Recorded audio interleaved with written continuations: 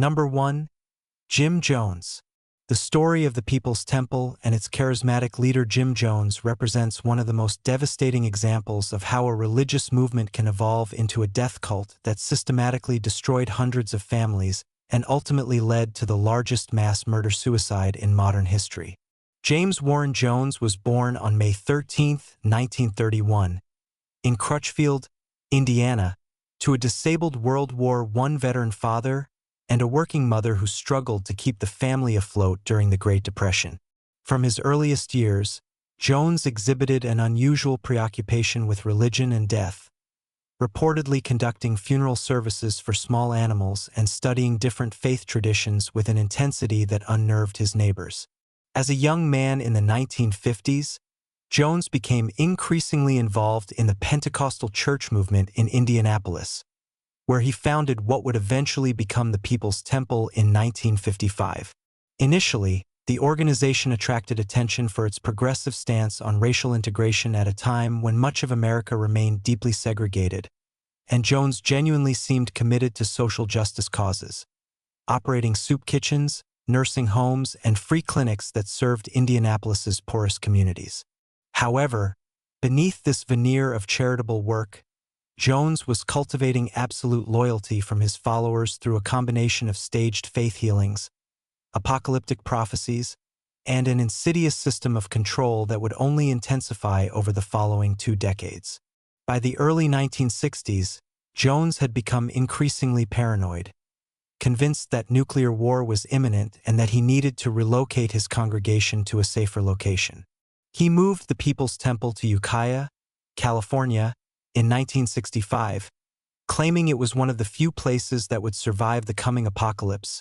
and later established a significant presence in San Francisco and Los Angeles, where the temple's membership grew to include thousands of predominantly African-American working-class and poor individuals seeking community, purpose, and the social programs the temple provided. Throughout the late 1960s and 1970s, Jones cultivated relationships with California politicians, including Mayor George Moscone and Assemblyman Willie Brown, leveraging his ability to deliver votes and volunteers to gain political influence and protection from scrutiny. Behind closed doors, however, Jones was implementing increasingly authoritarian measures within the temple, requiring members to sign over their property and social security checks to the organization, submit to public humiliations known as catharsis sessions, where members were forced to confess real or imagined sins, and accept corporal punishment including beatings with a wooden paddle that Jones called the Board of Education. Former members who attempted to leave the temple reported being followed, harassed, and threatened, while those who remained were subjected to sleep deprivation, mandatory attendance at services that could last 8 hours or more, and constant indoctrination sessions where Jones proclaimed himself to be the reincarnation of Lenin, Christ, and various other religious and political figures. Jones also began requiring sexual loyalty, engaging in affairs with both male and female members while forbidding others from having intimate relationships without his permission, creating a climate where he alone held power over every aspect of followers' lives, including their bodies, minds, finances, and family relationships. As media scrutiny and defector testimonies began to threaten the temple's operations in California during the mid-1970s, Jones made the decision to relocate the bulk of his congregation to a remote agricultural settlement in the jungles of Guyana, South America, that he named Jonestown. The promised utopia that Jones described to his followers bore little resemblance to the reality that approximately 1,000 temple members encountered when they arrived in Guyana between 1977 and 1978. The settlement was essentially a forced labor camp where members worked in the fields from dawn until dusk with inadequate food rations, endured constant surveillance and loudspeaker propaganda that played even while they slept, and faced brutal punishments for any infractions, including being placed in a 6-foot-deep hole called the box, or being drugged with powerful sedatives. Children were separated from their parents and housed in communal facilities where they were raised according to Jones's directives, effectively severing the family bonds that might have provided resistance to his authority. Letters from Jonestown residents to family members in the United States were heavily censored or written under duress, creating an information vacuum that prevented concerned relatives from understanding the true conditions their loved ones were enduring. A group of these concerned family members, who called themselves the Concerned Relatives, began lobbying their congressional representatives to investigate Jonestown, ultimately persuading California Congressman Leo Ryan to visit the settlement in November 1978. Ryan arrived in Jonestown on November 17, 1978, with a delegation that included journalists from NBC and the San Francisco Examiner, as well as representatives of the Concerned Relatives group who hoped to convince their family members to return to the United States. Initially, Jones presented a carefully orchestrated display of happy residents engaged in singing, dancing, and testimonials about the wonders of their socialist paradise. But the facade began to crack when several residents secretly passed notes to the visitors begging for help to escape. On November 18th, as Ryan's delegation prepared to depart with approximately 16 defectors who had requested to leave Jonestown, Temple guards ambushed the group at the nearby Port Kaituma airstrip, opening fire with rifles and shotguns that killed Congressman Ryan, NBC journalist Don Harris, NBC cameraman Bob Brown, San Francisco Examiner photographer Greg Robinson, and Temple defector Patricia Parks, while wounding 9 others, including future Congressman Jackie Spear, who was then a Ryan.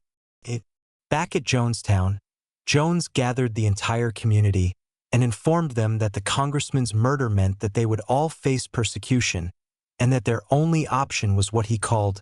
revolutionary suicide. Audio recordings from that final gathering, which have become known as the death tape,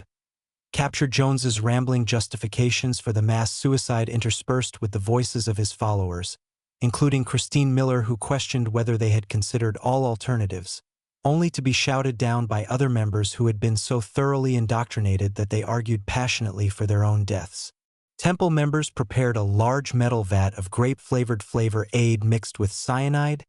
sedatives, and tranquilizers, and parents were instructed to use syringes to squirt the poison into their children's mouths before drinking it themselves. Those who resisted or attempted to flee were forced to drink the poison at gunpoint or were injected with it,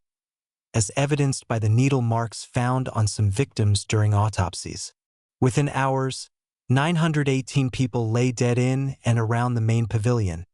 including 304 children,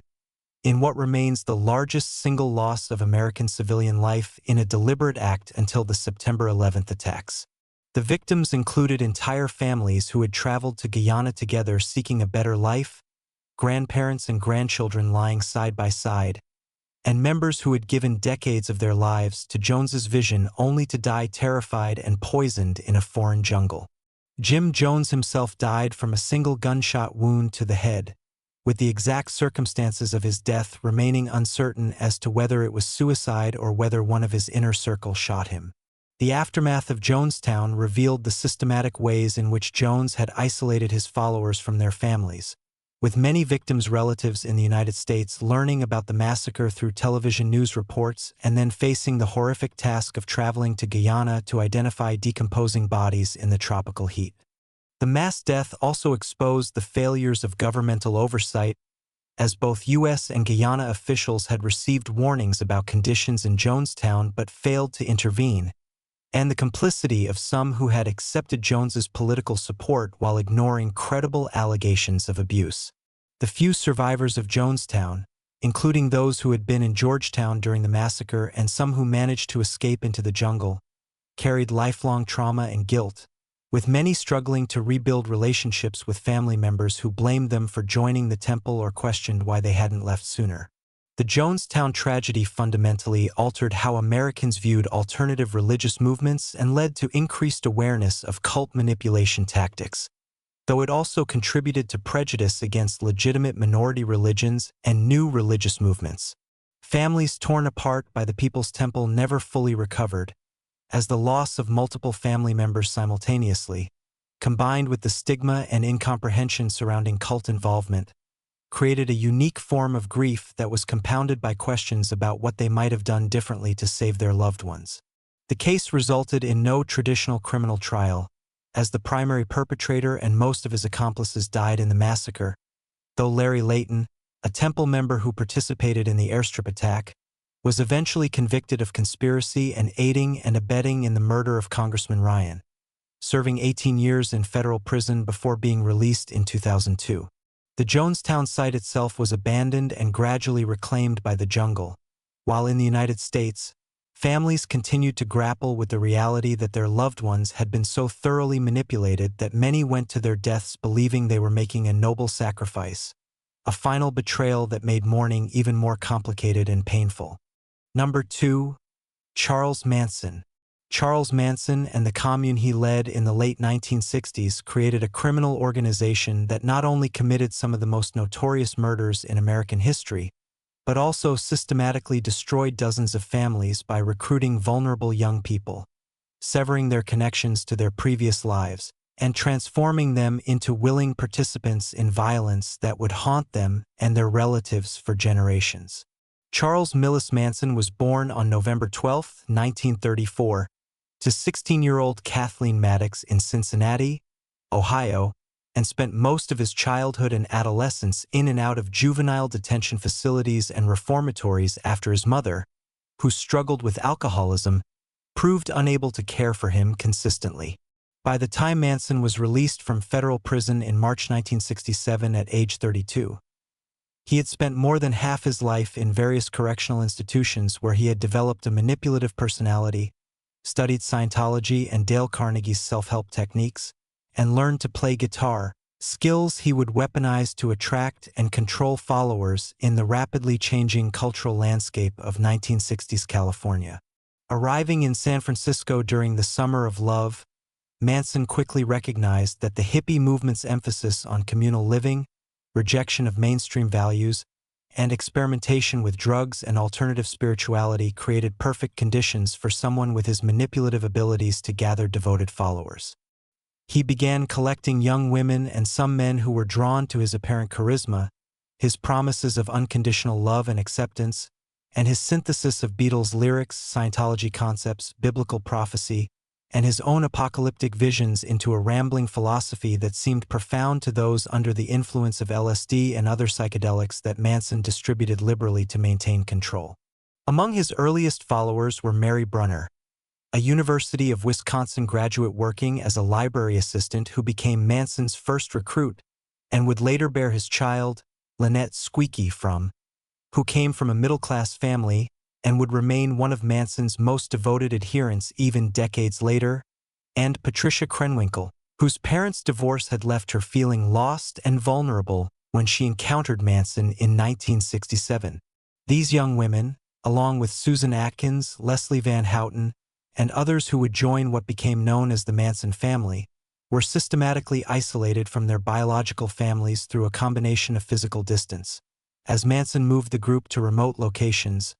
ideological conditioning that portrayed their families as representatives of a corrupt establishment that had failed them, and the creation of an intense alternative family structure where Manson positioned himself as the ultimate father figure and authority. Parents who tried to maintain contact with their daughters in the family faced hostile rejection, as Manson had convinced his followers that their biological families were part of the problem and that true love and understanding could only be found within the commune. The family eventually settled at Spahn Ranch, a dilapidated movie set property in the Santa Susana Mountains northwest of Los Angeles, where they lived in squalid conditions, the women catering to Manson's every need and engaging in sexual activities with him and sometimes with other men he directed them toward, while Manson developed his increasingly paranoid and apocalyptic worldview. Manson became obsessed with the Beatles' White Album, particularly the song Helter Skelter, which he interpreted as a prophecy about an imminent race war between black and white Americans that would destroy civilization, after which he and his followers would emerge from a desert hideaway to rule over the survivors. When this race war failed to materialize on its own, Manson decided that the family would need to ignite it by committing murders that would be blamed on black militants, thereby triggering the apocalyptic conflict he had prophesied. On the night of August 8, 1969, Manson sent Charles Tex Watson, Susan Atkins, Patricia Krenwinkel, and Linda Kasabian to a house at 1050 Cielo Drive in Benedict Canyon with instructions to kill everyone inside and make it appear as gruesome as possible. The house was being rented by film director Roman Polanski and his wife, actress Sharon Tate, who was 8.5 months pregnant. Though Polanski was in Europe at the time and Tate was hosting friends including celebrity hairstylist Jay Sebring, coffee heiress Abigail Folger, and Folger's boyfriend Wojciech Frykowski. The family members cut the phone lines, shot Stephen Parent, an 18-year-old friend of the property's caretaker who was leaving the property after a visit, then entered the house and began a rampage of stabbing and shooting that left Sharon Tate, Jay Sebring, Abigail Folger, and Wojciech Frykowski dead, with the victims suffering a combined total of over 100 stab wounds in an orgy of violence that exceeded anything necessary to simply kill them. Susan Atkins used Sharon Tate's blood to write "pig" on the front door, one of several messages the family would leave to create confusion and terror. The following night, August 9, 1969, Manson accompanied Watson, Krenwinkel, Atkins, Leslie Van Houten, Steve Grogan, and Linda Kasabian to the home of Leno and Rosemary LaBianca,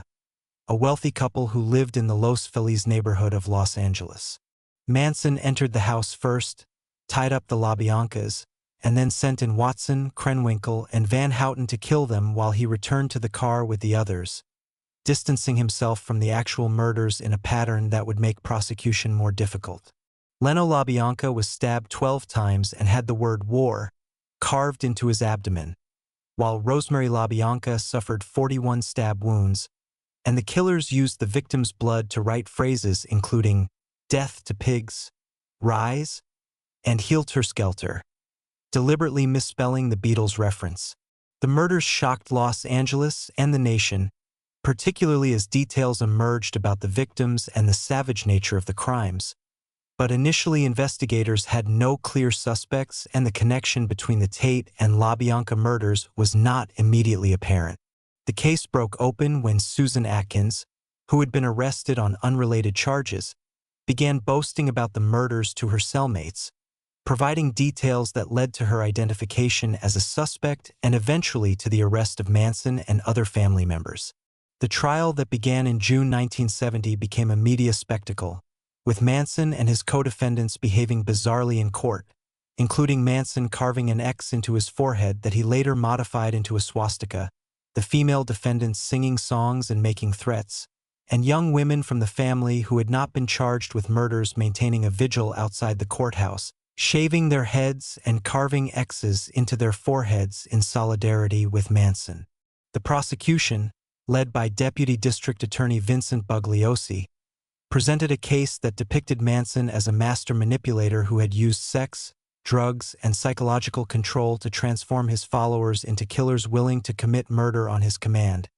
even though Manson himself had not personally killed the Tate victims and had only tied up the LaBiancas. Linda Kasabian, who had been present at both murder scenes but had not participated in the actual killings and had left the family shortly after, testified for the prosecution in exchange for immunity, providing crucial eyewitness testimony about the events and Manson's control over his followers. The trial revealed the extent to which family members had been programmed to subordinate their own judgment and values to Manson's will, with Van Houten's testimony describing how she had stabbed Rosemary LaBianca repeatedly after she was already dead simply because Tex Watson had told her to participate. On January 25, 1971, after a trial lasting over 9 months, the jury convicted Manson, Watson, Atkins, Krenwinkel, and Van Houten of first-degree murder and conspiracy to commit murder, and they were subsequently sentenced to death, though these sentences were commuted to life imprisonment when California temporarily abolished the death penalty in 1972. The impact on the victims' families was devastating and permanent, with Sharon Tate's mother Doris Tate becoming a prominent victims' rights advocate who attended every parole hearing for the convicted killers until her death in 1992. A mission continued by Sharon's sister Deborah Tate, who has spent decades ensuring that the killers remain behind bars and arguing against their release at numerous parole hearings. The families of the other victims experienced similar ongoing trauma, compounded by the celebrity nature of some victims and the resulting media attention that prevented them from grieving privately. Equally destroyed were the families of the perpetrators, who struggled to reconcile the people they had known as their children or siblings with the monsters who had committed such heinous acts, with many of these families dissolving under the strain of public shame, guilt over what they might have done to prevent their loved ones from joining Manson, and disagreements about whether to maintain contact with their incarcerated relatives. Patricia Krenwinkel's parents divorced after her arrest, with her father dying believing his daughter was possessed by evil and her mother spending years trying to understand what had happened to the bright, sensitive girl she had raised. Leslie Van Houten's family similarly fractured, and her mother died never having fully accepted what her daughter had become. The Manson family case also destroyed the families of members who were not prosecuted for murder but remained devoted to Manson, including Lynette Frum, who attempted to assassinate President Gerald Ford in 1975 in what she claimed was an effort to draw attention to environmental issues but what many interpreted as an attempt to impress Manson, resulting in her serving 34 years in federal prison and permanently severing whatever fragile connections remained with her family of origin. Charles Manson himself remained imprisoned until his death from natural causes on November 19, 2017, never showing genuine remorse and continuing to attract disturbed admirers who visited him in prison and maintained websites celebrating his philosophy. The surviving convicted killers have all been denied parole multiple times, with California governors repeatedly overriding parole board recommendations for release based on the exceptional nature of their crimes and the ongoing trauma to victims' families. The Manson family case fundamentally changed American culture's view of the 1960s counterculture movement, transforming what had been seen as a largely benign youth rebellion into something potentially sinister and dangerous, and the crimes remain cultural touchstones that represent the dark side of charismatic authority and the vulnerability of young people seeking belonging and meaning in alternative communities. Number 3. David Berg. The Children of God, later renamed the Family International, represents one of the most disturbing examples of a religious cult that not only separated members from their families but subjected children born or raised within the organization to systematic sexual abuse, manipulation, and exploitation that destroyed childhoods and created intergenerational trauma, affecting thousands of victims worldwide. The movement was founded in 1968 by David Brant Berg, a failed preacher who had been fired from multiple ministerial positions due to inappropriate sexual behavior and emotional instability, before finding success recruiting disaffected young people during the Jesus People movement in Huntington Beach, California. Berg, who would come to be known within the group as Moses David or simply M.O.,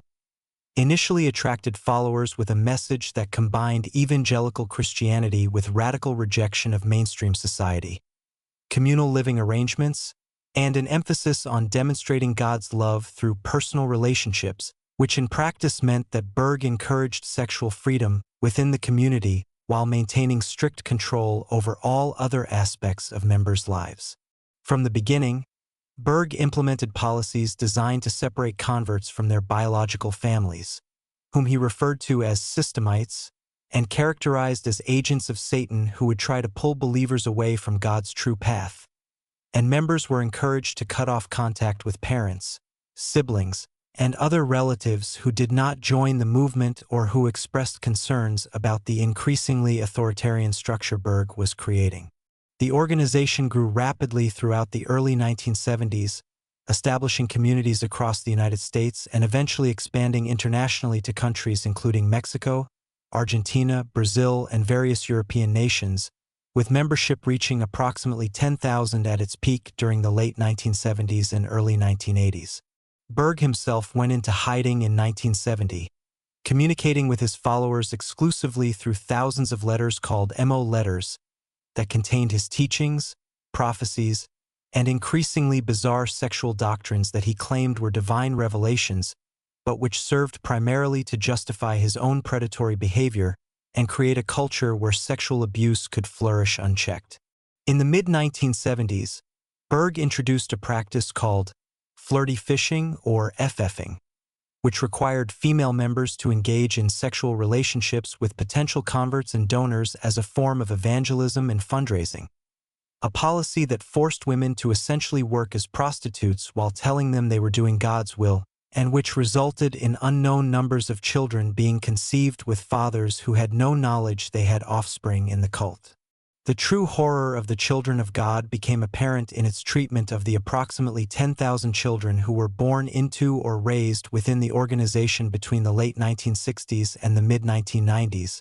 who were subjected to a childhood that combined neglect, indoctrination, educational deprivation, and pervasive sexual abuse that Berg not only permitted but actively encouraged through his writings and example. Berg was a pedophile who sexually abused his own daughters and granddaughters, documented his abuse in photographs and writings that he circulated to followers as spiritual instruction, and created a theology that characterized children as sexual beings who could benefit from adult contact, an idea he promoted through illustrated publications including a notorious comic-style book called The Story of David Ito that depicted the sexual abuse of a young boy being raised as the cult's crown prince. Children in the Children of God were typically separated from their parents and raised communally in facilities called combo homes, where they received minimal formal education,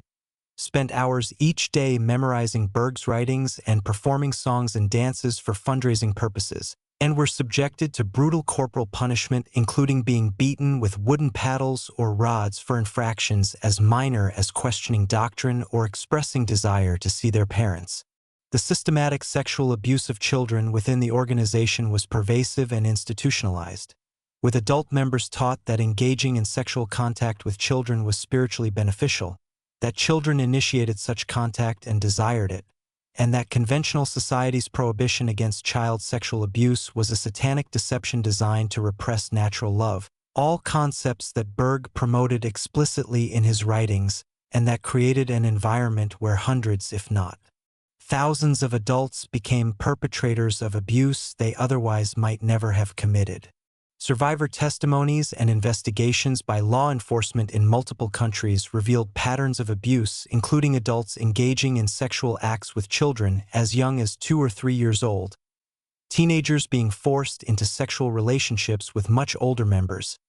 children being photographed or filmed during abuse, and a complete absence of privacy or bodily autonomy for young people who were taught that their bodies belonged to God and to the family rather than to themselves. The organization also practiced a form of exorcism called exorcism sessions, where children believed to be possessed by demons were subjected to hours-long sessions of screaming, hitting, and sexual humiliation intended to drive out evil spirits, traumatic experiences that left lasting psychological damage. Parents within the organization faced an impossible situation where they were taught that their biological attachment to their children was selfish and ungodly, that the community should raise children collectively, and that questioning leadership or expressing concerns about how children were treated demonstrated a lack of faith, creating conditions where even parents who felt uncomfortable with the abuse of their children often remained silent rather than risk expulsion from the only community they knew and separation from their children entirely. The few parents who did attempt to leave the Children of God with their children faced enormous obstacles including lack of money, as the organization controlled all members' finances, lack of outside support systems, as members had been isolated from their families of origin for years or decades, and threats of violence or kidnapping if they succeeded in leaving with their children, threats that the organization sometimes carried out through teams of members who would hunt down defectors and attempt to retrieve children by force. The first major exposé of abuse within the Children of God came in the late 1970s when former members began going public with their experiences and concerned relatives formed organizations including the Free the Children of God Committee, but Berg responded by ordering the organization to go underground, changing its name to the Family of Love and later to the Family International, shutting down larger communities in favor of smaller scattered homes, and implementing policies designed to hide evidence of abuse and make members more difficult to locate. Despite increasing scrutiny from law enforcement in multiple countries, including raids on family homes in Spain, France, Australia, and Argentina during the 1990s that resulted in children being temporarily removed and examined for signs of abuse, The organization generally avoided successful prosecutions due to the difficulty of getting child victims to testify against their parents and other abusers, the transient nature of communities that moved frequently to avoid investigation, and the organization's practice of destroying documentary evidence of abuse and coaching children on what to say to investigators. David Berg died in 1994, leaving leadership of the organization to his widow Maria and her companion Peter Amsterdam, who implemented reforms including officially ending the sexual abuse of minors and issuing apologies for past practices. But by this time, the damage to thousands of children and their families was irreversible. Former members who left as adults struggled with complex trauma, including PTSD, difficulty forming healthy relationships, lack of education and job skills, and guilt over abuse they had witnessed or in some cases perpetrated as teenagers against younger children, and many experienced rejection from both their biological families who could not understand what they had experienced and from other family members who remained in the organization and viewed them as traitors. The suicide rate among second-generation members of the Children of God has been notably high, with the most prominent case being Ricky Rodriguez, the boy depicted in The Story of David Ito, who was raised as Berg's chosen successor and subjected to extreme sexual abuse by Berg and multiple female members, including his own mother. Rodriguez left the organization in 2001 and spent years trying to process his trauma before concluding that the only way to achieve justice was to murder the woman who had been his primary abuser and who had abused other children, and then to kill himself. In January 2005, Rodriguez stabbed to death Angela Smith, a former high-ranking member who had sexually abused him throughout his childhood, and then drove to Arizona where he shot himself in the head, leaving behind a video in which he explained his actions and apologized to other victims for not being strong enough to continue fighting for accountability through legal means. Rodriguez's murder-suicide brought renewed attention to the Children of God and the failure of legal systems to protect the children who had been abused within the organization, but still resulted in no successful prosecutions of leaders or widespread accountability. The Family International officially disbanded in 2010, but many former members continue to live in communities together, and leadership continues to operate online and through small gatherings, maintaining the essential theology and structure while denying that abuse continues. For the families torn apart by the Children of God, the damage is permanent and multifaceted, including parents who lost decades of relationship with their children while in the cult and cannot rebuild those bonds due to the trauma and manipulation that occurred, children who grew up without knowing their biological fathers due to flirty fishing and who may never discover their true parentage, siblings separated during childhood who spent decades trying to find each other, and families of origin who lost children or grandchildren to the cult and never saw them again or saw them only briefly before members were relocated to different countries to prevent contact. The organization's practice of moving members internationally also created legal and practical barriers to reunification, as children born in one country might be raised in several others without proper documentation, making it difficult or impossible for concerned relatives to locate them or establish legal guardianship. The Children of God case illustrates how cults weaponize religious authority and communal living arrangements to facilitate abuse that would be more difficult in traditional family structures, and how the isolation of members from outside support systems and conventional values creates conditions where even heinous abuse of children can continue for decades with perpetrators believing they are doing God's will rather than committing crimes. Number 4. Marshall Applewhite. Heaven's Gate. The UFO religious cult led by Marshall Applewhite and Bonnie Nettles tore families apart through a unique combination of apocalyptic theology, science fiction cosmology, and extreme asceticism that culminated in the largest mass suicide on American soil when 39 members killed themselves in March 1997 believing they would be transported to a spacecraft following the Hale-Bopp comet. Marshall Herff Applewhite was born in Texas in 1931, the son of a Presbyterian minister, and seemed destined for a conventional life as he earned a master's degree in music, married, had children, and taught music at the University of Alabama before his life began to unravel in the late 1960s due to his suppressed homosexuality, a nervous breakdown, and his dismissal from the university amid rumors about inappropriate relationships with male students. Bonnie Lou Nettles, born in 1927, was a registered nurse who became interested in theosophy and spiritualism, eventually leaving her husband and 4 children to pursue what she believed was a spiritual calling. And the two met in a hospital in Houston in 1972 where Applewhite was a patient and Nettles was working as a nurse. They quickly developed an intense relationship that both characterized as entirely non-sexual and instead spiritually ordained. Believing they were the 2 witnesses described in the Book of Revelation who would be martyred and resurrected after 3.5 days, and they began traveling around the southwestern United States recruiting followers with a message that combined Christian eschatology with science fiction concepts about extraterrestrial beings who had created humanity and were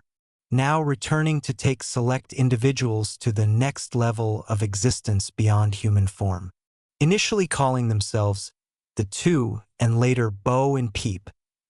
Applewhite and Nettles held public meetings where they explained that they represented an alien kingdom of heaven that had sent them to Earth to gather a class of students who would undergo a transformation process that would allow them to leave their human containers and graduate to a higher evolutionary level, a process that required absolute renunciation of their human lives, including all family ties, friendships, possessions, and even their individual identities. The message attracted several dozen followers in the mid-1970s, primarily middle-class white Americans in their 20s through 40s who had been involved in alternative spirituality, New Age movements, or were searching for meaning in the wake of personal crises, and who found in Bo and Peep's teachings an explanation for their feeling of not belonging in conventional society and a promise of transcendence that resonated with both religious and science fiction imagery familiar from Star Trek and other popular culture.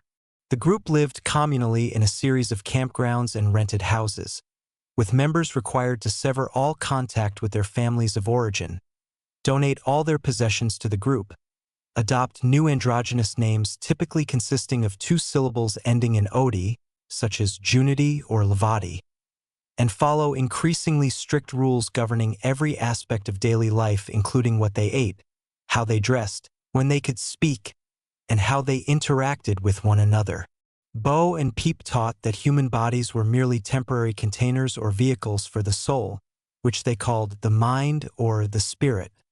and that attachment to human existence, including attachment to family members, was the primary barrier to graduation to the next level, creating a theological framework that justified and even required the complete destruction of family relationships that members might otherwise have maintained. Over time, the group became increasingly isolated and ascetic, with Applewhite implementing rules that forbade all sexual activity and even sexual thoughts,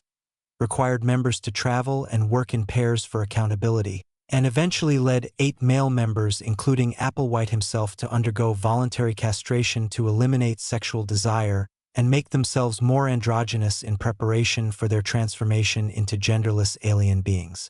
The group largely disappeared from public view in the late 1970s and throughout the 1980s,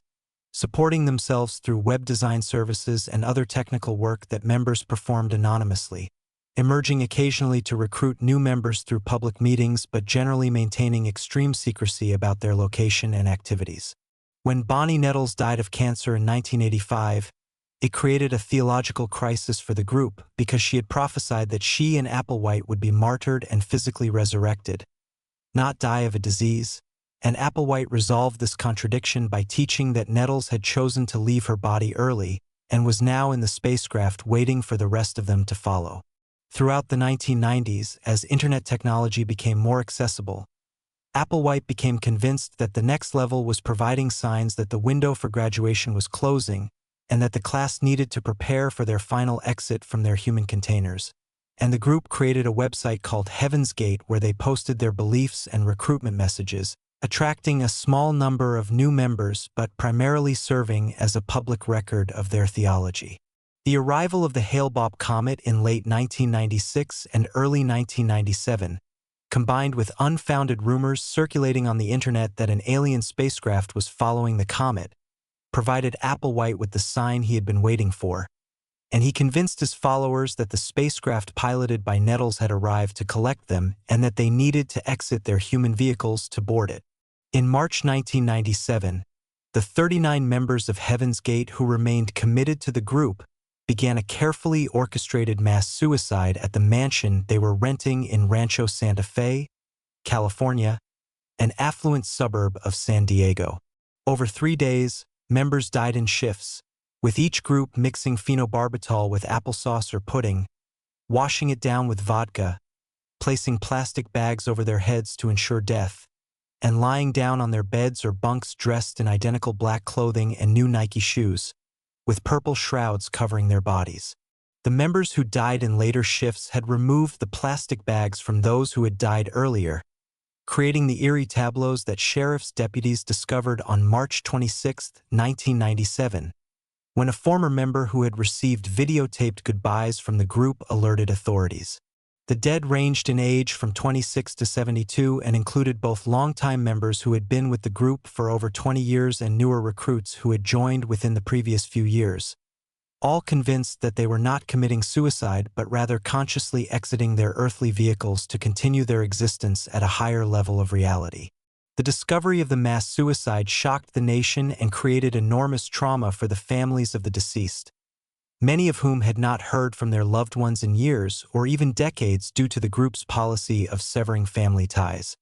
and who now faced not only grief but profound confusion about how their relatives could have been convinced to participate in such an act. Several families reported that they had made numerous attempts to maintain contact with their family members in Heaven's Gate, but had been rebuffed or given only minimal, scripted responses that provided no insight into what the members were actually experiencing or believing. The families also faced the additional pain of the voyeuristic media coverage that included the widespread circulation of photographs of the deceased members' bodies, the characterization of their loved ones as crazy or brainwashed rather than as victims of manipulation, and the general public's morbid fascination with the details of the suicide method and the group's bizarre beliefs about aliens and spaceships. Some family members had attempted interventions or deprogramming efforts over the years, hiring cult exit counselors or showing up at suspected group locations. But these attempts were largely unsuccessful due to the members' total commitment to Applewhite's teachings and their genuine belief that their biological families were trying to prevent them from achieving their spiritual evolution. The Heaven's Gate suicides also revealed the extent to which Applewhite had cultivated dependence on his authority, as investigation of the group's internal videos and writings showed that members had adopted his manner of speaking, his interpretations of current events, and his framework for understanding their experiences to such a degree that they had essentially no independent critical thinking remaining regarding the core beliefs of the group. The aftermath of the suicides included difficult decisions for families about whether to claim their relatives' bodies and hold funerals, with some family members feeling that any traditional memorial service would be disrespectful to the deceased's stated beliefs, while others felt that reclaiming their loved ones through conventional burial or cremation was important for their own grief process. 2 members who had been part of the suicide plan but who survived because they had been designated to stay behind and maintain the group's website and message subsequently left the group, with one later dying by suicide and the other continuing to promote Heaven's Gate's teachings, believing that there would be another opportunity to join the next level. The families affected by Heaven's Gate faced unique challenges in their grief because, unlike families dealing with more conventional cults, they could not hold out hope that their loved ones might eventually leave the group or be rescued, and they had to process the reality that their family members had willingly chosen death based on beliefs that seemed utterly incomprehensible to outsiders. Many families reported feeling that they had lost their loved ones twice, first when they joined the group and cut off contact, and then again in the physical finality of the mass suicide, and that the years between these 2 losses were filled with helpless watching and waiting for signs of doubt or dissatisfaction in their relatives that never materialized. The Heaven's Gate case also highlighted the inadequacy of mental health and legal interventions for dealing with adults who have been manipulated by cults, as family members who sought help from authorities before the suicides were generally told that because the members were adults who had not been accused of crimes and who claimed to be participating voluntarily, There was no legal basis for intervention even when those family members presented evidence of mind control and predicted that the group might engage in self-destructive behavior. The theological peculiarity of Heaven's Gate's beliefs, combining religious apocalypticism with science fiction tropes, made it difficult for many people to take the group seriously as a dangerous cult rather than as merely an eccentric gathering of misfits, a dismissiveness that may have contributed to the lack of intervention before the tragedy. Number 5. David Koresh. The Branch Davidians under the leadership of David Koresh, and the events leading to the 51-day siege at their compound near Waco, Texas, that ended with a fire killing 76 people, including 25 children, represents a catastrophic example of how a religious sect's isolation from mainstream society and a leader's absolute control over followers' lives resulted in the complete destruction of dozens of families through death, separation, and intergenerational trauma. The Branch Davidians had their origins in a schism from the Seventh-day Adventist Church in the 1930s, eventually establishing a community at Mount Carmel Center outside Waco under the leadership of Ben Roden and later his wife Lois Roden. But the group's transformation into a destructive cult occurred when Vernon Wayne Howell, later known as David Koresh, assumed leadership in the late 1980s. Koresh was born in Houston in 1959 to a 15-year-old mother and grew up without knowing his father, dropping out of high school and drifting through various jobs before joining the Branch Davidians in 1981. Initially attracted by the community's intensive Bible study and apocalyptic theology, Koresh became the lover of the then elderly Lois Roden, who was the group's leader, and after her death engaged in a power struggle with her son George Roden that eventually resulted in a gun battle, criminal charges that were largely dismissed or resulted in hung juries, and Koresh's consolidation of control over the Mount Carmel community and the majority of Branch Davidian followers by 1988. Once in power, Koresh implemented theological innovations that served primarily to justify his absolute authority and his sexual access to the women and girls in the community, claiming that he was the final prophet whose teachings superseded all previous religious law and that God had revealed to him that he was to father 24 children who would later rule with him, which required him to take multiple wives, including girls as young as 12 or 13 years old. Koresh announced that he was entitled to all the women in the community regardless of their existing marital status, and he effectively annulled the marriages of his followers, requiring married couples to live celibately while he engaged in sexual relationships with their wives, a policy that destroyed the basic family structure within the community and created enormous psychological trauma for the men who had to accept their wives bearing Koresh's children while being prohibited from physical intimacy themselves. The approximately 130 people living at Mount Carmel by the early 1990s included multigenerational families who had been part of the Branch Davidian movement for decades, newer converts who had been recruited through Koresh's energetic proselytizing in the United States and abroad, particularly in Britain and Australia, and the growing number of children being born to Koresh and the multiple women he classified as his wives, creating a complex web of relationships that Koresh controlled. Absolutely through his religious authority and his willingness to use physical punishment, including severe beatings of children and public humiliation of adults who questioned him. Former members who left Mount Carmel in the early 1990s reported to authorities that Koresh was sexually abusing underage girls, beating children with a wooden paddle called the helper for infractions as minor as spilling milk, stockpiling weapons and ammunition, and teaching apocalyptic theology that emphasized a final confrontation with authorities that would precede the end times, reports that initiated investigations by Child Protective Services and the Bureau of Alcohol, Tobacco, and Firearms. The ATF investigation focused on allegations that the Branch Davidians were illegally modifying firearms to make them fully automatic and that the community had weapons that violated federal law. And on February 28, 1993, approximately 75 ATF agents attempted to execute search and arrest warrants at Mount Carmel in a raid that went catastrophically wrong when someone inside the compound opened fire, leading to a gun battle that lasted nearly 2 hours and resulted in the deaths of 4 ATF agents and 6 Branch Davidians. The failed raid initiated a 51-day siege during which the FBI took over operations and attempted to negotiate with Koresh for the peaceful surrender of the people inside, particularly the children, while Koresh engaged in lengthy theological discussions with negotiators, promised to surrender after completing a written exposition of the 7 seals from the Book of Revelation, and repeatedly delayed any concrete action while conditions inside the compound deteriorated. During the siege, 21 children were released from the compound, either sent out by Koresh or leaving with adults who decided to surrender, but approximately 25 children remained inside, including Koresh's own sons and daughters as well as other children whose parents remained committed to him. The FBI's siege tactics included cutting electricity to the compound, playing loud music and sounds through speakers aimed at the building to deprive those inside of sleep, and positioning armored vehicles in threatening proximity, tactics that may have reinforced rather than challenged Koresh's apocalyptic narrative about persecution by evil authorities.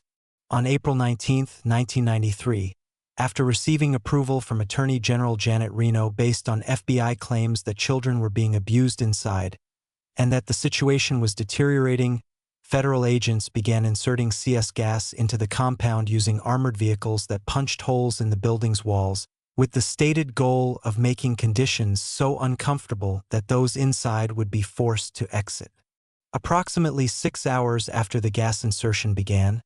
fires broke out simultaneously in multiple locations within the compound, with the exact cause remaining disputed but most likely resulting from kerosene lanterns being knocked over during the chaos, from deliberate ignition by Branch Davidians who had been prepared for martyrdom,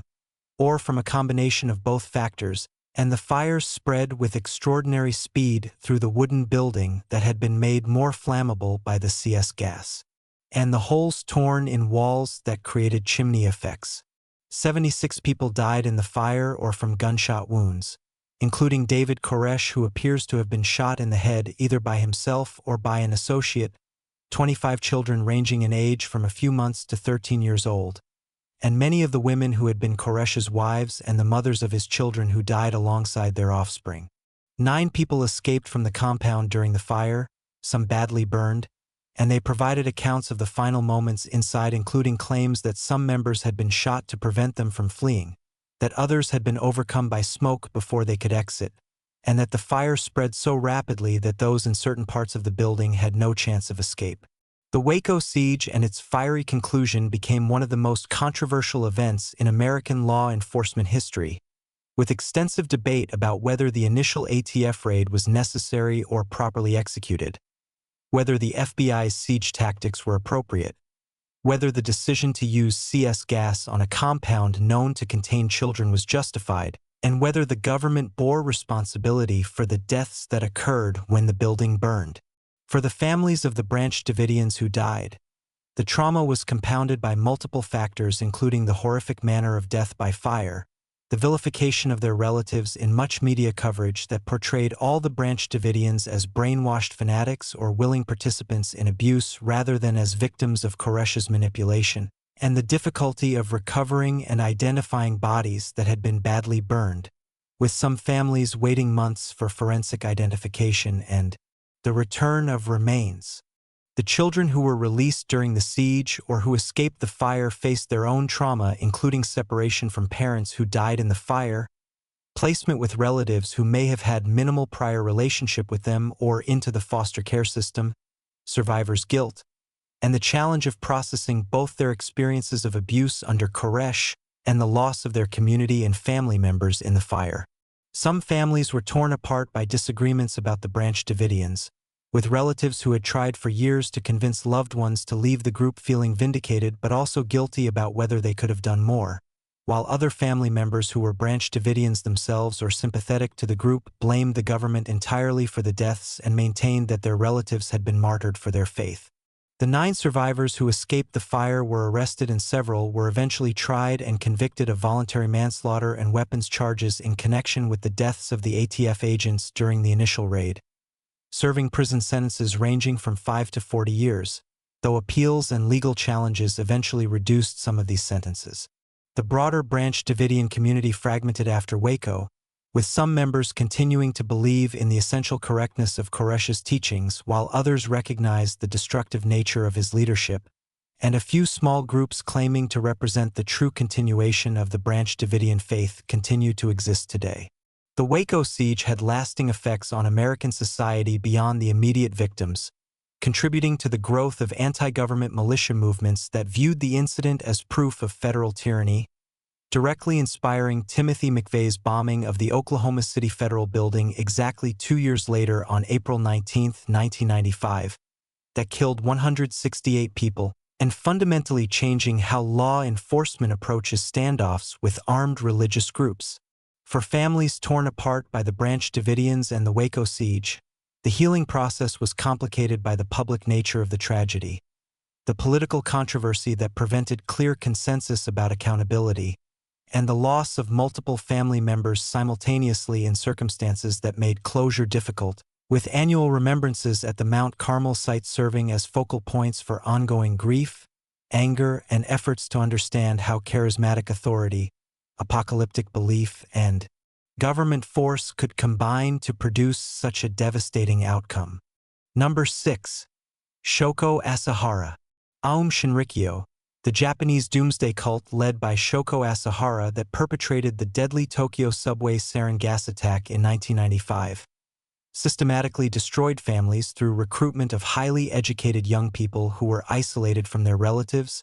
financially exploited, and ultimately transformed into participants in terrorism that resulted in death sentences and lifetime imprisonment for dozens of members. Shoko Asahara was born Chizuo Matsumoto in 1955 on the island of Kyushu, partially blind from birth, and grew up in a school for the blind before attempting and failing to gain admission to medical school, after which he drifted through various occupations including operating a questionable health food business before founding Aum Shinrikyo in 1984 as a yoga and meditation group that quickly evolved into a syncretic religion combining elements of Buddhism, Hinduism, Christianity, and Asahara's own apocalyptic prophecies. Asahara proved remarkably effective at recruiting followers despite or perhaps because of his bizarre claims to have achieved enlightenment, to possess psychic powers including levitation and the ability to travel in astral form, and to be the reincarnation of various religious figures including Jesus Christ and the god Shiva, with his message particularly appealing to educated young Japanese who felt alienated from Japan's conformist corporate culture and were seeking spiritual meaning in a society they perceived as materialistic and spiritually empty. By the early 1990s, Aum Shinrikyo had attracted approximately 10,000 members in Japan and another 30,000 in Russia, where Asahara had successfully established branch organizations, with the Japanese membership including a disproportionate number of individuals with advanced degrees in science, medicine, and engineering from prestigious universities, talents that Asahara would eventually exploit to develop chemical and biological weapons. The recruitment process typically began with free yoga classes and meditation sessions where newcomers were gradually introduced to Asahara's teachings and encouraged to attend increasingly intensive retreats and training sessions that could last for weeks, during which they were subjected to sleep deprivation, restricted diets, sensory deprivation, and various practices that Asahara claimed would accelerate spiritual development but which functioned primarily as brainwashing techniques. Members who became deeply involved in Aum were pressured to make donations that often amounted to their entire life savings, to recruit family members or friends, and ultimately to renounce their worldly lives entirely by moving into one of Aum's communal facilities, where they would be completely controlled by the organization. The separation from families was both ideological and physical, with Asahara teaching that attachment to family members was a form of bad karma that prevented spiritual advancement, that parents who opposed their children's involvement in Aum were agents of evil forces trying to prevent the members from achieving salvation, and that the only true family was the spiritual family of Aum Shinrikyo with Asahara as the ultimate father figure. Parents who attempted to maintain contact with their adult children in Aum frequently reported being denied access, receiving only brief and obviously scripted communications, or being told that their children had renounced them and wanted no further relationship, and some desperate families hired deprogrammers or even kidnappers to forcibly remove their relatives from Aum facilities, actions that the cult characterized as persecution and that sometimes resulted in legal action against the families. Inside Aum's compounds, members lived in deplorable conditions with minimal food and sleep, spending long hours in meditation or listening to Asahara's rambling lectures, working in the various businesses the cult operated to generate revenue, and for the core members who had demonstrated absolute loyalty, participating in increasingly criminal activities including the production of drugs, weapons, and eventually weapons of mass destruction. Asahara became increasingly paranoid and apocalyptic in his teachings during the early 1990s, prophesying that World War III would begin in 1997 with an attack on Japan by the United States using nuclear weapons, and that only Aum members who had purified themselves through his practices would survive to build a new world order with Asahara as the supreme leader of a kingdom that would encompass the entire earth. This apocalyptic theology evolved into a doctrine Asahara called POA, a distorted interpretation of a Buddhist concept that he taught meant killing people could be an act of mercy that would save them from accumulating bad karma by allowing them to be reincarnated at a higher level, a twisted logic that justified murder as a compassionate act and that Asahara used to order the deaths of enemies, defectors, and eventually random civilians. Aum's first confirmed murders occurred in 1989 when members killed Tsutsumi Sakamoto, a lawyer who was representing families trying to get relatives out of the cult, along with his wife and infant son, strangling them and disposing of their bodies in remote locations where they would not be discovered for years. Over the following years, Aum members committed numerous other murders and attempted murders using various methods including poison gas, with Asahara directing the development of biological and chemical weapons through teams of scientists among the membership who used their expertise to create botulism toxin, anthrax, and ultimately sarin nerve gas in makeshift laboratories hidden within Aum facilities. On June 27, 1994, Aum members released sarin gas in Matsumoto, a city in Nagano Prefecture, targeting judges who were presiding over a case that threatened Aum's interests, killing 8 people and injuring hundreds more, an attack that police initially failed to attribute to Aum despite evidence that should have pointed to the cult. Emboldened by the success of the Matsumoto attack and increasingly certain that government authorities were preparing to raid Aum facilities, Asahara ordered the most ambitious terrorist attack in the group's history, the release of sarin gas on multiple Tokyo subway lines during the morning rush hour on March 20, 1995. The attack involved 10 members working in 5 two-person teams, each team boarding different subway trains carrying plastic bags filled with liquid sarin, puncturing the bags with sharpened umbrella tips to release the gas, and exiting the trains at predetermined stations, a coordinated assault that exposed thousands of commuters to the deadly nerve agent. The attack killed 13 people and injured approximately 6,000 others, many of whom suffered long-term health effects including vision problems, respiratory issues, and post-traumatic stress disorder, and it created panic throughout Tokyo as the scale of the attack became apparent and authorities worked to identify the source of the mysterious chemical that was causing people to collapse and die on subway platforms. Police quickly identified Aum Shinrikyo as the likely perpetrator and launched massive raids on the cult's facilities beginning 2 days after the attack, discovering chemical weapons laboratories, torture chambers, and even the bodies of members who had been killed for attempting to leave or for questioning Asahara's authority. The raids and subsequent investigation revealed the full extent of Aum's criminal activities, including approximately 30 murders, multiple kidnappings, illegal weapons manufacturing, and systematic fraud and extortion, and resulted in the arrest of Asahara and approximately 200 other members on charges ranging from murder to weapons violations. The trials of Aum members stretched over more than a decade, with Asahara himself engaging in bizarre behavior in court including speaking gibberish, refusing to acknowledge the proceedings, and being ruled mentally competent to stand trial despite questions about whether his odd behavior was genuine mental illness or a performance designed to avoid responsibility. Asahara was ultimately convicted of masterminding 13 counts of murder and causing death or injury through the subway attack, and was sentenced to death along with 12 other senior AUM members, while numerous other members received lengthy prison sentences for their roles in various crimes. For the families of AUM members, the revelation of the cult's crimes created a unique form of trauma where they had to process not only that their loved ones had been manipulated into joining a destructive cult, but that these same loved ones had become murderers and terrorists responsible for deaths and suffering on a massive scale. Parents who had spent years trying to extract their children from AUM now faced the reality that those children were in prison awaiting execution or serving life sentences, and they struggled with questions about whether earlier intervention might have prevented their children's participation in atrocities, whether their children bore full moral responsibility given the brainwashing they had experienced, and how to maintain family relationships with children who were now convicted murderers. The families of victims of AUM's attacks, including those killed in the subway attack and the other murders the cult had committed, faced their own agony of loss compounded by the randomness of many of the deaths, particularly in the subway attack where victims had simply been commuting to work and had no connection to AUM or its disputes, and these families became vocal advocates for the execution of Asahara and other members convicted of murder. Some AUM members renounced Asahara and the cult's teachings after arrest and expressed remorse for their actions,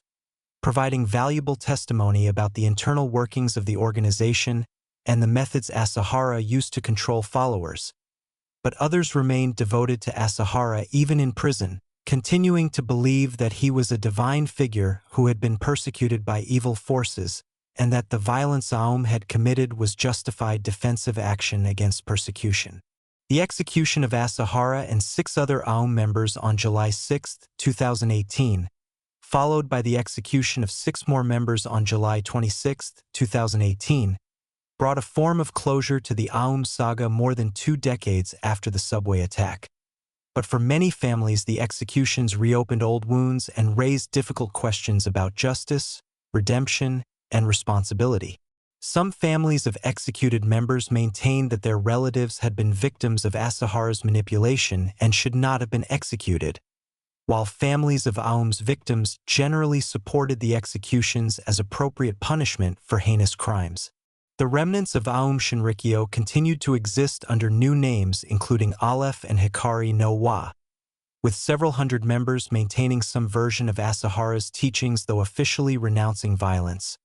And these continuing groups represent ongoing pain for families who hoped that the dissolution of AUM would allow their relatives to escape the cult's influence, only to see some members remain committed to organizations that still revere Asahara despite his crimes and execution. The AUM Shinrikyo case demonstrated how cults could attract educated, intelligent individuals and transform them into killers through systematic manipulation. How families could be completely powerless to prevent their adult children from joining destructive groups, even when warning signs were obvious, and how the trauma of cult involvement extended not just to members and their families, but to entire communities terrorized by violence committed in the name of twisted spiritual beliefs. Number 7. Warren Jeffs. The Fundamentalist Church of Jesus Christ of Latter-day Saints under the leadership of Warren Jeffs represents one of the most systematic examples of a religious organization deliberately destroying families through forced marriages, child sexual abuse,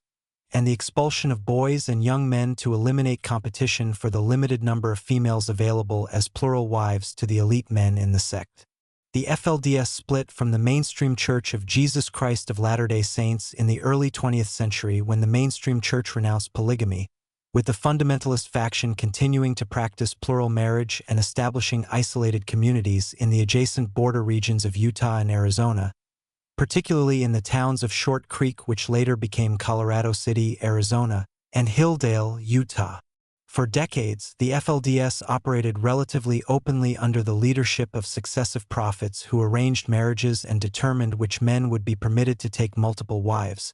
But the organization became significantly more authoritarian and destructive under Warren Jeffs, who succeeded his father Rulon Jeffs as prophet in 2002. Warren Jeffs was born in 1955, one of approximately 60 children his father Rulon had with numerous wives, and he grew up in the FLDS communities where he was educated in church-run schools that taught strict obedience to the prophet and traditional gender roles, where men held all authority and women were valued primarily for their ability to bear children who would expand the kingdom of God on earth. Before becoming prophet, Warren Jeffs served as principal of the FLDS's Alta Academy, where he implemented strict discipline and was later accused by former students of sexual abuse, establishing patterns of control and exploitation that he would expand dramatically after assuming leadership of the approximately 10,000-member sect. As prophet, Jeffs claimed direct revelation from God on all matters, including which men could marry, which women and girls would be assigned to which men, where members could live, what they could wear, what they could read or watch, and virtually every other aspect of daily life, creating a totalitarian theocracy where his word was literally law and disobedience was equated with apostasy and damnation. One of Jeffs's first major acts as prophet was to begin performing what he called reassignments, annulling existing marriages and reassigning wives and children to different men based on his claims of divine revelation, but actually based on his desire to punish men he viewed as insufficiently loyal and to reward his favorites, a practice that tore apart families where couples had been married for decades and children were forced to suddenly accept different men as their fathers. Jeffs also accelerated the practice of expelling teenage boys and young men from the community on pretexts such as watching movies, wearing short-sleeved shirts, or talking to girls, expulsions that served the practical purpose of maintaining the mathematical viability of polygamy by reducing the number of males competing for wives, but which destroyed families as parents were forced to choose between their sons and their faith. These expelled boys, who became known as the Lost Boys, were typically dumped on the side of the road with no money, minimal education, having attended only FLDS schools that provided inadequate academic instruction, no experience with the outside world, and no support system, and many ended up homeless, addicted to drugs, or otherwise unable to successfully integrate into mainstream society despite efforts by charitable organizations to assist them. The approximately 1,000 or more lost boys expelled over the years represent the destruction of hundreds of families. As siblings were separated, mothers lost their sons, and the expelled young men were taught that they were now condemned to eternal damnation for their supposed sins, creating profound psychological trauma on top of the practical difficulties of survival. Jeffs's most egregious crime was his systematic sexual abuse of underage girls, whom he claimed as spiritual wives through forced marriages. He performed despite the girls being as young as 12 or 13 years old. Rapes that he documented in explicit photographs and audio recordings that prosecutors would later use as evidence against him. He also arranged marriages between other underage girls and adult men in the FLDS, performing ceremonies that had no legal standing but which resulted in girls being forced into sexual relationships with men decades older than themselves and bearing children before they were physically or emotionally ready for motherhood. These forced marriages tore girls from their families and their childhoods, with parents taught that resistance to the prophet's marriage assignments would result in damnation for the entire family, creating impossible situations where mothers and fathers allowed their daughters to be raped in ceremonial settings because they believed that obedience to the prophet was more important than protecting their children. Jeffs taught that women existed to serve men and bear children, that they had no value or purpose beyond these roles, and that questioning the prophet or resisting marriage assignments was the worst sin a woman could commit. Indoctrination that trapped many women in the FLDS even when they witnessed abuse of their daughters because they genuinely believed that leaving would result in eternal suffering for themselves and their children. The FLDS communities of Colorado City and Hilldale operated essentially as theocratic states where Jeffs controlled not only the church but the municipal governments, the police force, the schools, and all housing which was held in a communal trust that he administered, giving him power to evict families from their homes if they displeased him and creating conditions where members had no property rights and no recourse against his authority. Jeffs also implemented increasingly bizarre restrictions including banning the color red, prohibiting pets, outlawing children's toys, and forbidding families from celebrating any holidays including birthdays and Christmas, restrictions that made the already austere life in FLDS communities even more joyless and that served primarily to demonstrate his absolute control. In 2006, Jeffs was placed on the FBI's 10 most wanted list for unlawful flight to avoid prosecution on charges related to arranging marriages between adult men and underage girls. And he was captured in Nevada during a traffic stop on August 28, 2006, ending a months-long manhunt during which he had been traveling around the western United States with select members of his inner circle, draining FLDS bank accounts to fund his fugitive lifestyle, and issuing increasingly apocalyptic prophecies about the end of the world. Jeffs was initially tried in Utah on charges of being an accomplice to rape for his role in arranging the marriage of a 14-year-old girl to her 19-year-old cousin, and he was convicted in September 2007 and sentenced to 10 years to life in prison, though this conviction was later overturned on appeal due to jury instruction errors. In 2011, Jeffs was tried in Texas on charges of sexual assault of a child and aggravated sexual assault of a child related to 2 underage girls he had claimed as spiritual wives, and he was convicted and sentenced to life in prison plus 20 years, where he remains incarcerated. During his trial, prosecutors presented evidence including photographs Jeffs had taken of himself raping a 12-year-old girl and audio recordings where Jeffs could be heard instructing his teenage wives on how to please him sexually. Evidence that was so disturbing that some jurors reportedly wept while viewing it. The conviction of Jeffs did not end the FLDS or free all its members, as a portion of the sect continued to revere him as prophet and follow his dictates even from prison, where he continued to issue revelations and directives including orders to destroy houses and property in the FLDS communities and to prepare for the end of the world, while another faction rejected him and attempted to reform the organization under different leadership. The aftermath of Jeffs' imprisonment saw hundreds of FLDS members leave the organization, many fleeing with only the clothes on their backs because all property was held by the church and apostates were not permitted to take anything with them. And these refugees faced enormous challenges including lack of education, lack of job skills, difficulty adapting to mainstream society after lives spent in isolated fundamentalist communities, and the trauma of severing ties with family members who remained loyal to the FLDS. Many mothers who left the FLDS had to make agonizing decisions about whether to take their children, knowing that doing so might mean the children could never see their fathers or other family members again, while mothers who attempted to leave without their children or who lost custody battles found themselves completely cut off from their sons and daughters who were taught that their mothers were apostates bound for hell. The FLDS case also revealed the complicity of local authorities in Colorado City and Hilldale, who for decades had ignored or actively covered up crimes including child sexual abuse, welfare fraud involving women filing for benefits as single mothers when they were actually in polygamous marriages, and the expulsion of the Lost Boys, a complicity that eventually led to federal intervention including the appointment of a special fiduciary to manage the property trust and civil rights lawsuits against the communities. Some of the Lost Boys who had been expelled years earlier filed lawsuits against the FLDS seeking compensation for the trauma and damages they had suffered. And in 2017, a jury awarded a group of plaintiffs $28 million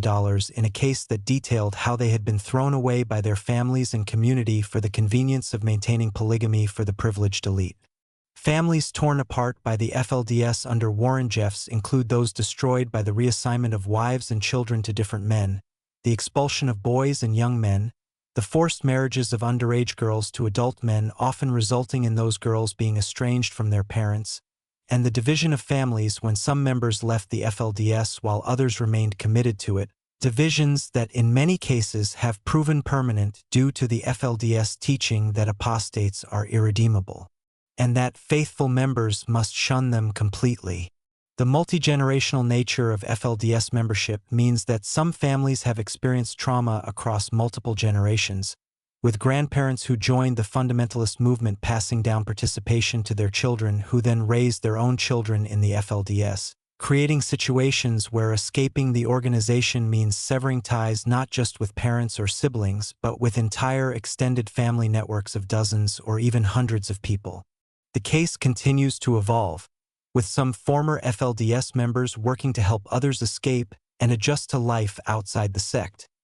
while the remaining membership continues to fracture into smaller groups following different leaders or attempting to practice polygamy in less authoritarian formats. and the Utah and Arizona governments working to address the complex legal and social issues in the border communities where FLDS members still predominate.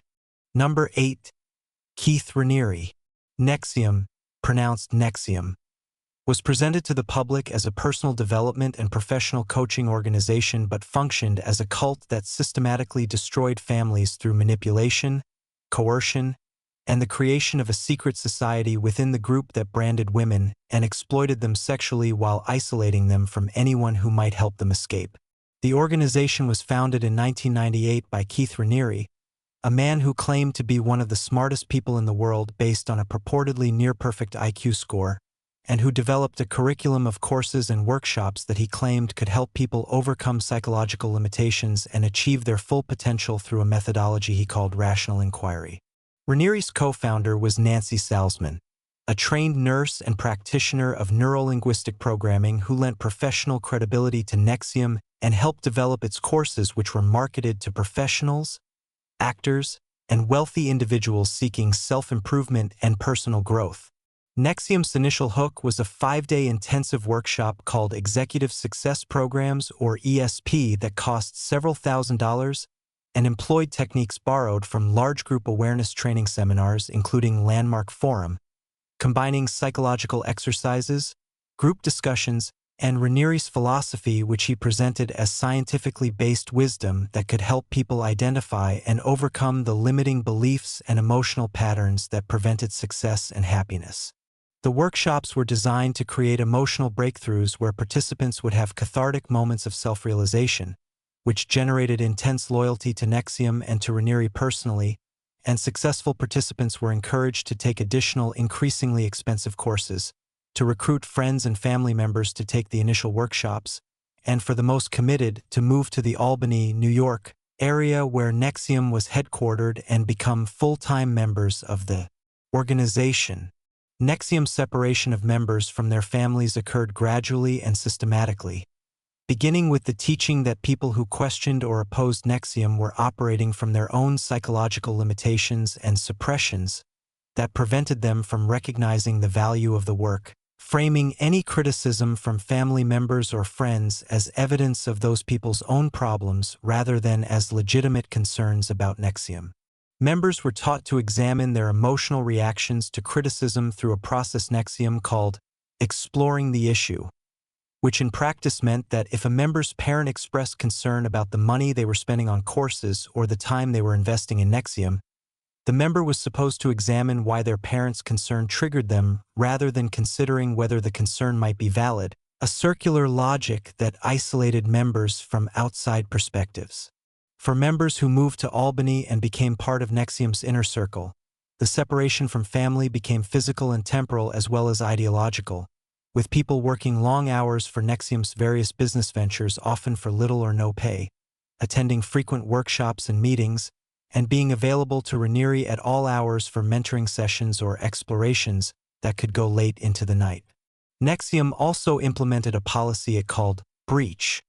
where members who disclosed the contents of NXIVM workshops or Raniere's teachings to outsiders could be sued for violating confidentiality agreements and might be publicly expelled from the community, creating a culture of secrecy that made it difficult for concerned family members to get accurate information about what their relatives were involved in or experiencing. The true destructive nature of NXIVM became clear with the revelation of a secret society within the organization called DOS, which stood for Dominus Obsequious Sororium and translated approximately to Lord/Master of the Obedient Female Companions, though members were told it meant something else and the Latin was deliberately obscure. DOS was presented to recruits as an exclusive women's mentorship group that would help them overcome their limitations and become stronger, but it actually functioned as a pyramid scheme of sexual exploitation where women recruited other women as their slaves,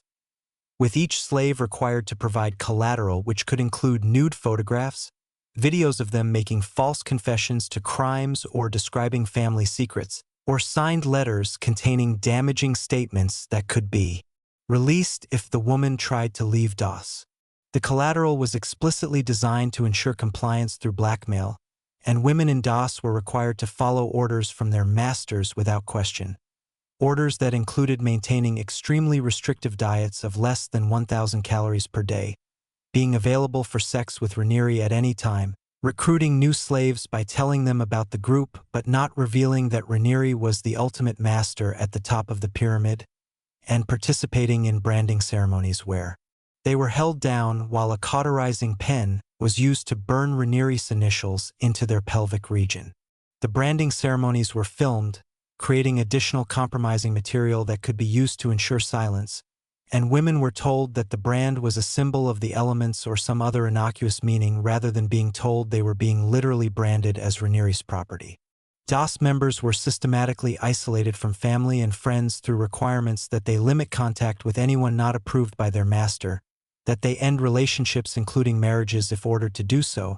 and that they maintain absolute secrecy about DOS even from other NXIVM members who were not in the secret society. Several DOS members were instructed to seduce Raniere and engage in sexual relationships with him as a form of assignment, effectively making DOS a sex trafficking operation where Raniere used the multi-level structure to coerce women into sexual acts they would not have otherwise agreed to, with the additional layer of control coming from the fact that these women had provided collateral that would destroy their reputations, marriages, or family relationships if released. The family destruction caused by NXIVM operated on multiple levels, including members who spent their savings or went into debt to pay for courses reaching tens of thousands or even hundreds of thousands of dollars,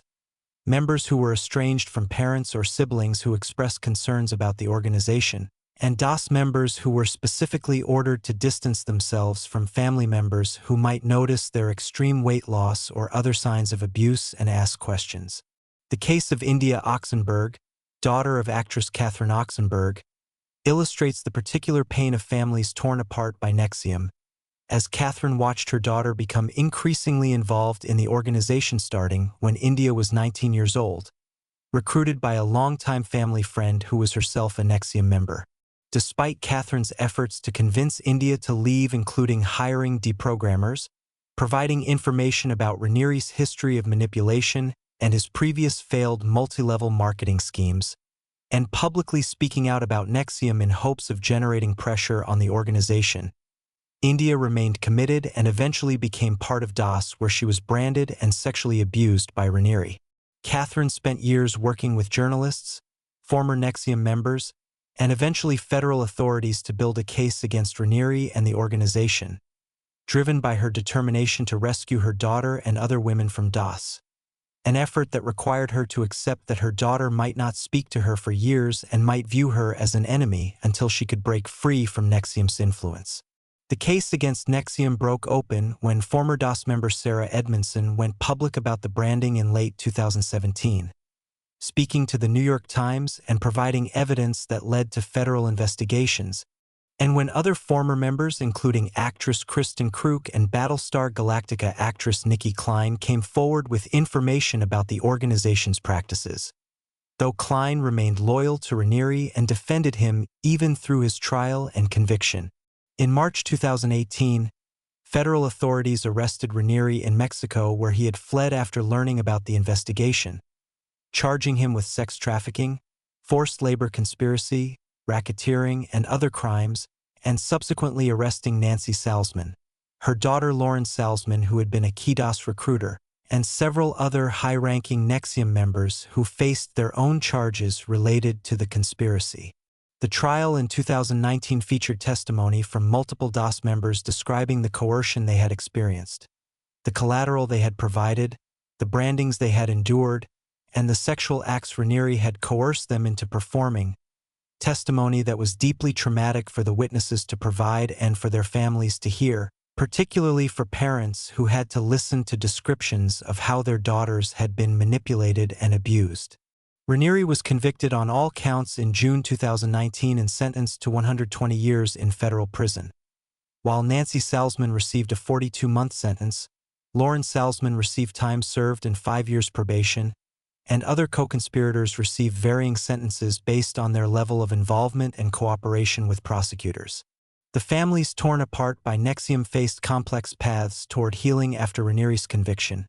as many members who left the organization during or after the trial had to confront that they had been manipulated into betraying their own values, that they had in some cases recruited their own friends or family members into NXIVM, exposing them to the same manipulation, and that they had spent years or decades and enormous amounts of money on an organization led by a criminal who had exploited them. Parents who had been estranged from children in NXIVM faced the challenge of rebuilding trust after years of the organization teaching their children that parental concern was really parental control or suppression,